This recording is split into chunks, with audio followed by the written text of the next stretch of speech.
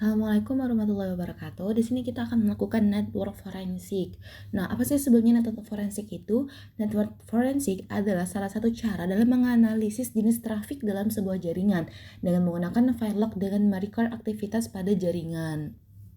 Nah, di sini kita langsung saja melakukan network forensik pada Wireshark. Yang pertama itu adalah buka aplikasi Wireshark lalu lintas dengan file pcap yang sudah disediakan oleh Asprag kita masing-masing. Nah, kemudian kita melakukan pengecekan terhadap IP atau address yang tertangkap pada lalu lintas Wireshark. Di sini kita melakukan langkah dengan static. Kita pilih static, terus lanjut IPv static, lalu kita memilih all address. Nah, pada tampilan tersebut menampilkan beberapa IP dengan beberapa request yang masuk. Di situ terdapat kolom topik item, terus ada count, percent, burst rate, sama burst start. Nah, topik item tuh untuk menampilkan daftar alamat IPv4 yang terlibat dalam komunikasi jaringan yang dianalisis. Terus ada count itu adalah jumlah total paket yang dikirim atau diterima oleh alamat IP tersebut selama sesi perekaman. Semakin tinggi angkanya, semakin aktif alamat tersebut. Kemudian ada percent, situ persentase kontribusi alamat IP terhadap total lalu lintas jaringan. Misalnya, jika sebuah IP memiliki 17%, berarti 17% dari semua paket berasal dari atau menuju IP tersebut. Selanjutnya ada burst rate, laju pengiriman paket saat terjadi lonjakan burst traffic, berguna untuk mendeteksi aktivitas intensif atau mencurigakan. Dan terakhir ada burst start. Itu adalah waktu awal terjadinya burst traffic, biasanya dalam satuan detik dari awal perekaman, bisa digunakan untuk menyusun kronologi aktivitas jaringan. Nah, kemudian kita akan melakukan filter protokol dengan menggunakan filter yang ada di wires untuk mencari IP tertentu. Di sini saya menggunakan IP ADDR sama dengan 198.51.110. Pada gambar tersebut, di situ ada filter IP ADD. Nah, apa sih sebenarnya filter IP ADD itu? Adalah digunakan untuk menampilkan semua paket yang memiliki alamat IP tertentu, baik secara sumber source atau tujuan destination. Artinya, filter ini berlaku pada kedua sisi komunikasi, sehingga setiap paket yang melibatkan IP tersebut akan tampil tidak peduli sebagai pengirim atau penerima. Dan selanjutnya di situ ada kita membahas kolom yang atas. Di situ ada nomor itu menunjukkan nomor urut paket yang ditangkap, ada time waktu relatif saat paket diterima, source atau destination itu menunjukkan alamat IP asal dan tujuan paket, ada protokol jenis protokol yang digunakan. Terus ada length, menampilkan ukuran atau panjang masing-masing paket data yang tertangkap diukur dalam satuan byte. Di situ kita akan membahas bagian bawah kiri. Di situ terdapat frame, itu menampilkan informasi dasar frame seperti panjang, data write, dan jumlah byte yang ditangkap. Selanjutnya ada Ethernet 2, itu menjelaskan frame Ethernet, bisa ada source MAC address, ada destination, terus ada jenis alamat, multicast, broadcast, individu, atau unicast. Terus ada IPv4, itu adalah menampilkan informasi IP, ada source IP, itu kayak 10.153, dan ada destination IP 198.51.110. Selanjutnya kita membahas bagian kanan bawah. Di situ ada menampilkan data heksadesimal dan ASCII. Heksadesimal itu berbentuk data mentah, write bytes dari paket yang sedang dipilih. Itu contohnya ada A, B, B, dan heksadesimal itu biasanya tersimpan pesan-pesan yang sudah dienkripsi. Nah, selanjutnya ada menampilkan ASCII, yaitu contohnya terdapat kata-kata ping. Itu tuh dapat membantu isi pilot struktur byte per byte, apakah ada korup dan apakah paket benar-benar malformed. Nah, pada contoh terlihat ASCII berisi ping yang menunjukkan paket adalah ICMPM echo request ping, tetapi struktur headernya tidak sesuai hingga Wireshark menandai malformed.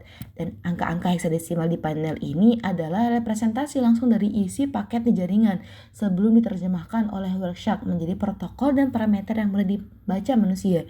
Dari sinilah Wireshark berusaha membaca susunan protokol. Jika ternyata susunan data ini tidak cocok dengan standar protokol ICMPM MP, maka Wireshark akan memberi peringatan malformed pada panel di bawah kiri. Selanjutnya, kita melakukan perintah untuk mengecek IP destination IP tertentu dengan perintah IP searches. Nah, di situ terdapat representasi byte raw data dalam format heksadesimal, contoh A, A, B, B. Nah, Format ASCII contoh EEP yang berfungsi untuk menampilkan data asli yang dikirim di jaringan untuk dianalisis forensik serta dapat melihat payload sebenarnya.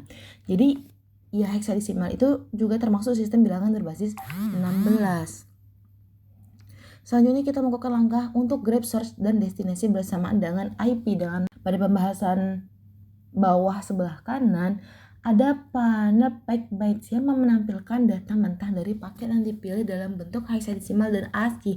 Penjelasan di area ini memperlihatkan isi paket yang sebenarnya ditransmisikan di jaringan. Jadi itu merupakan data-data yang sudah dienkripsi, bisa jadi data rahasia atau data lain sebagainya. Nah, selanjutnya kita melakukan langkah praktikum di Network Miner. Jadi, langkah pertama itu adalah kita membuka aplikasi Network Miner kita, lalu membuka file pcap yang sudah disediakan oleh Asperg kita masing-masing. Nah, di situ terlihat bahwa terdapat beberapa IP yang ditampilkan detail mengidentifikasi MAC, sistem operasi yang digunakan, TTL, protokol, durasi paket yang dikirim, dan diproses. Nah, di situ saya mau menjelaskan pada IP 64.12.24.50. Nah, gambar di atas itu memperlihatkan detail analisa sebuah host dengan alamat IP 64.12.24.50. Nah, IP 64.12.50 adalah alamat host yang sedang dianalisa. Sedangkan MAC 000C29B08D62 menunjukkan alamat MAC dan vendor pembuat perangkatnya.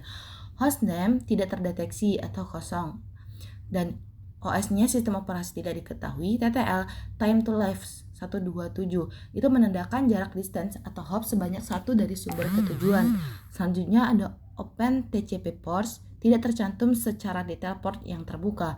Ada send outgoing, host telah mengirimkan 20 paket dengan total 2300 bytes, semuanya terenkripsi. Clear text 0 bytes. Selanjutnya ada receive incoming, host menerima 20 paket dengan total 1323 byte, juga seluruhnya terenkripsi. Dan terakhir ada session, terdapat satu sesi komunikasi keluar outgoing session dan tidak ada sesi masuk incoming session. Nah, pada tools ini juga dapat menampilkan proses transfer data yang ada, baik itu file maupun pesan. Pada tampilan tersebut terdapat pesan-pesan yang mungkin bersifat rahasia. Itu terdapat ada pesan See You Hawaii, di mana menjelaskan bahwa pesan tersebut dikirim melalui protokol OSCAR sering digunakan oleh layanan pesan instan seperti AIM dan pengguna bernama sec558 user 1 ke pengguna lain dengan ID yang mirip. Pesan tersebut menunjukkan bahwa file berisi resep rahasia telah diunduh dari server dan siap untuk disalin ke flash disk. Nah, tools ini juga dapat menampilkan aplikasi parameter dari setiap request yang ada. Masing-masing parameter ditampilkan juga source port, destination port, timestamp alias waktu proses request hingga detail protokol yang digunakan.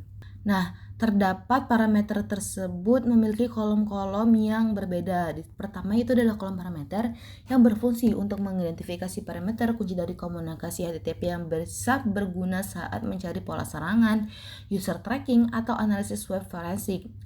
Nah, selanjutnya ada parameter value. Nilai value yang dikirim untuk parameter HTTP tersebut biasanya berfungsi untuk mengetahui data sebenarnya yang dipertukarkan, misalnya session ID pada QKey, user agent pada user agent, dan input pada form web. Selanjutnya ada frame nomor frame atau capture pada file pickup ketika parameter tersebut ditemukan, memudahkan pelacakan data di file asli, terutama saat ingin membuka detail paket terkait di server lain seperti Wireshark. Selanjutnya ada source IP address sumber dari paket yang memuat parameter tersebut. Kolom ini mengidentifikasi dari mana request HTTP berasal, penting untuk analisa arah komunikasi antara tracing aktivitas user.